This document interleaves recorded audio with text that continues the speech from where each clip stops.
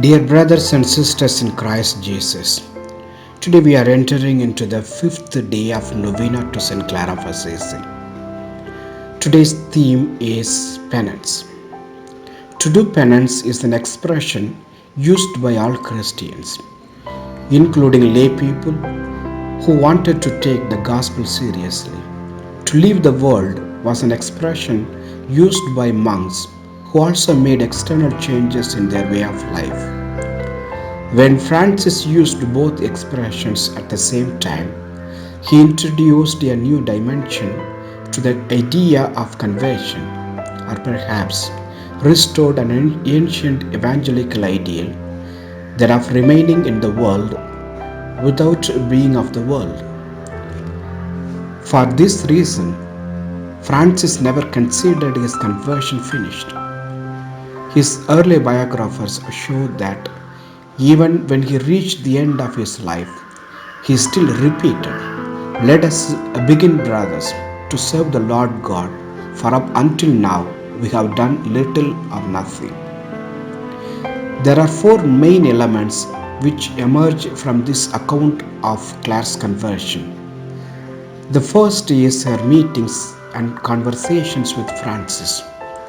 The second is her decision to renounce the world in order to live in poverty and to distribute her goods to the poor. The third is her being given the tonsure by Francis in the little church of Porciungula, and the fourth is her encounter with her family. The liturgy which took place at St. Mary of the Porciungula did not introduce Clare to the monastic life, but more simply to the life of penitence. At San Paolo delle Abbadesse, her condition was that of a penitent in the service of the choir nuns.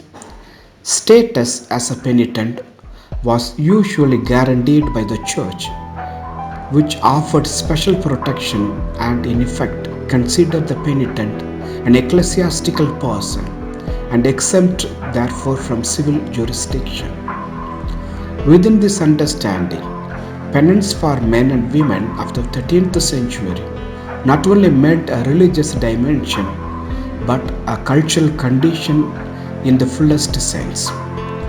For Francis, this became the fundamental human condition. For him to be a man meant to be a man of penance, because a relationship with God is implicit in our being human. From this it follows that to be in relationship with God means to be less, to be humble, a sinner, a penitent.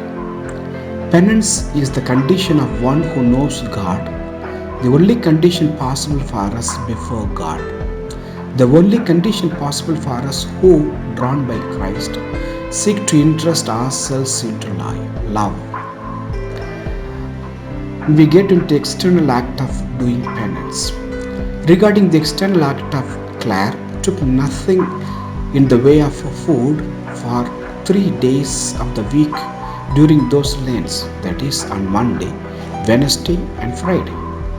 Thus, after one to another, the days of a meager meal and those of strict mortification followed one day to another day, so that a vigil of perfect fast passed over into a quasi-feast of bread and water.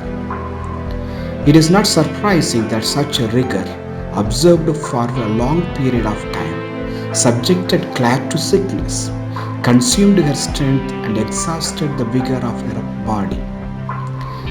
Faced with the fact that Clare was becoming sick, Francis and the Bishop of Assisi forbade this fast of 3 days and commanded her not to let a day pass without eating at least a half of bread by way of food. The stress on the intervention of Bishop Guido is interesting, partly because it shows that San Damiano was a community of religious women who were subject to the ordinary of the diocese, just as the little church of San Damiano depended directly on the bishop. Above all, though it is interesting because it shows that Clare put up a certain resistance to Francis when he tried to mitigate her fast. It reveals that Francis and Claire had different ideas about penance. Claire would not have dared oppose the one to whom, in her own words, she had promised obedience, had she not felt it to be something decisive for her religious identity. This divergence about penance is also found in the matter of her beds, or better, the place where Claire slept.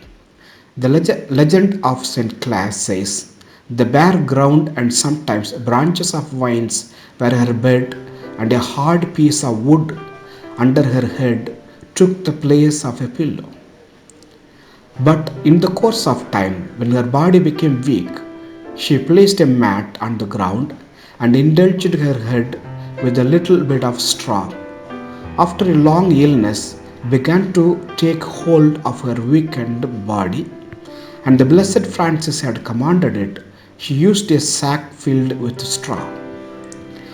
The author of the legend of Clare, 18, gives a surprising and very convincing explanation in defenses the extreme practices of doing penance of St. Clare. While serious affliction of the body usually generates that of the spirit is shown far differently in Clare.